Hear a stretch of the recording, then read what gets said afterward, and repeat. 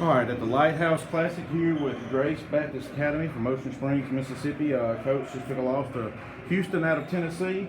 We have Coach Brad Shauf, and Coach, if you want to introduce your players for us. We have 6'7" senior forward Emile Kazeneza, and our point guard 6'2" sophomore from Australia, Clavance Alvares. All right, Coach, I'm going to come to you first here. It was very defensive starting the game out. Started slowly pulling away second quarter, lead just kind of kept growing there. Was it something they did, or? Well, I mean, of course, hats off to Houston, man. They got a talented group. I'm looking at a stat sheet, and it's telling me, we're pretty even. I felt like defensively, we really executed our style of play, our game plan. We made shots hard, especially first quarter. Second quarter, it was the honest truth is we just couldn't score the ball.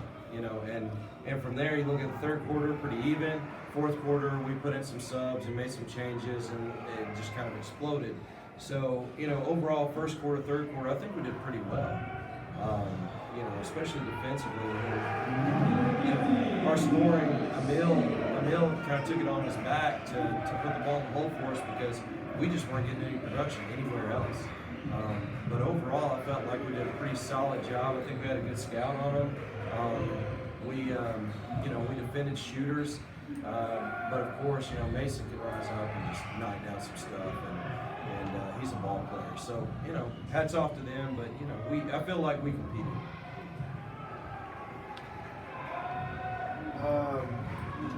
One is again, like you said, the first two quarters, it was kind of hard for you guys to find production. I think we got a foul trouble. I think we picked up 3 fouls before halftime.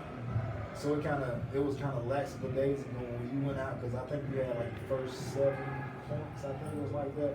So in terms of what are you guys going to do better moving forward in terms of getting more production from the other guys? Well, I think something that we did was we've kind of been on a slide recently of the ball's just stopping way too much.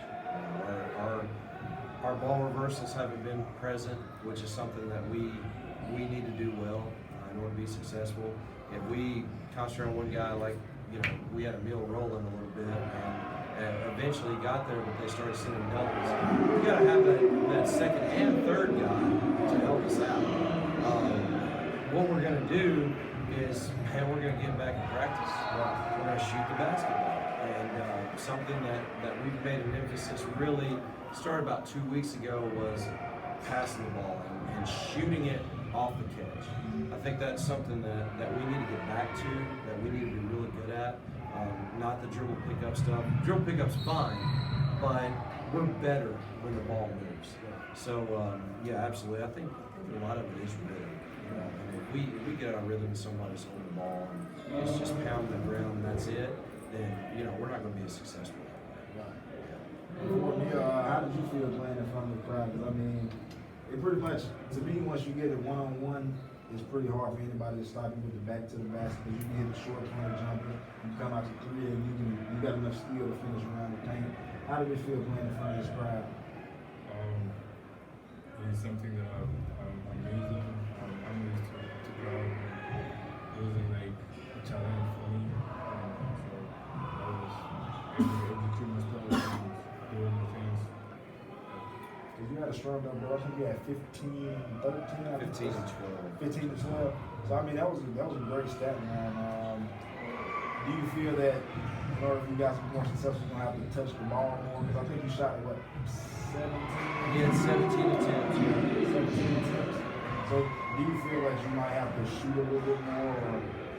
As Chris said, we have to go back and walk in more shots and game to game, and be able to execute next time.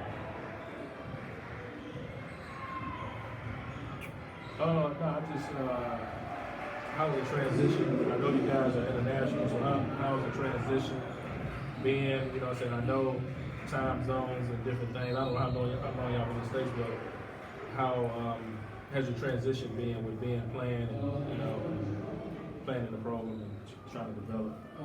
So I've been here for a year now. Okay. So I was here my freshman year. And the game of basketball is completely different to Australia. So like it's much more harder competition and better competition over here, much more talent. So over here is much more exposure, and I'm trying to get better every day. So that's all that matters. Coach, when's the last time y'all been home? This is day 9 of a 10-day trip. So we'll be back home tomorrow, Sunday, Monday, 1 day of practice. We have a game Wednesday. We leave and go to Texas. So we'll be there for 3 days. Fortunately, after Texas, we have a week of just kind of back to normal routine. And then the next week we get into Christmas break at the end of the week. So we'll be in Florida for that. So yeah, we've got to go. That's something that we've talked about though is it's not that teams aren't willing to play us necessarily, not stay close to home. It's more the fact we don't have a girls program, so we have to go to these places. This is kind of the stand you have to take. You know, you have to go and play in these tournaments. You have to go and play in these showcases. Otherwise, you're not going to get the games, and you're not going to get the exposure these guys need to get. So that's what we do. That's kind of our culture. But again, whenever we get practice, we've been practicing as much as we can on the road. But again, they need their legs. Maybe toward the end too, you could tell a little bit. You know, it wasn't quite all there. But like I said, you know, this is the culture behind our program. It's go. Emile, come to you here. You know, this stays like this. I know you said you're used to the crowds. Yeah. But also I want to touch on the amount of eyes that are not the regular spectators here. The amount of college coaches watching.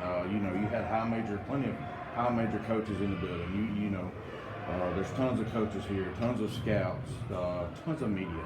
You know, what is that like for you to be able to play in front of something like that? It's a good thing.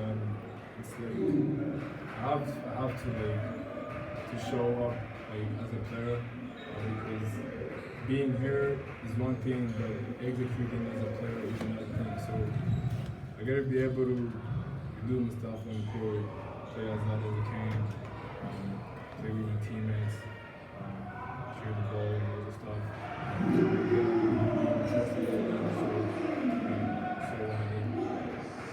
Clay, I've come to you over here. You said you've been here a year. When you come from Australia 1 year ago, is this what you come for? Yeah. This type of atmosphere and Yeah, environment? like the atmosphere and just how much I know that coming to America is where you want to do better. This is where you're gonna get better. So it was a really big thing to come from Australia to here because I love the game of basketball. So I want to do what it takes to get there. He's a pretty good point guard too. I mean, I'm looking at him, I'm going, you really can't give him a whole lot of assists because we didn't score that much. But, you know, he had 1 assist, 1 turnover on the season. So far, this is game 8. He's averaging 2 to 1 on assist to turnover ratio. So he's doing what we want him to do from a point guard standpoint.